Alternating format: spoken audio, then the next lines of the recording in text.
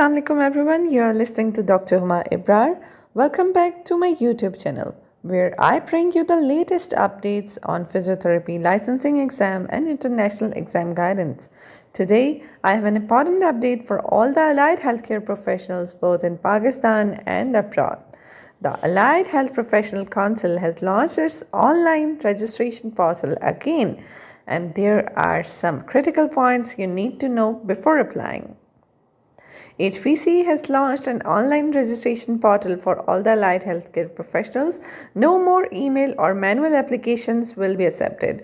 Everything must go through the online portal. Payments made outside the portal will not be accepted and are non-refundable.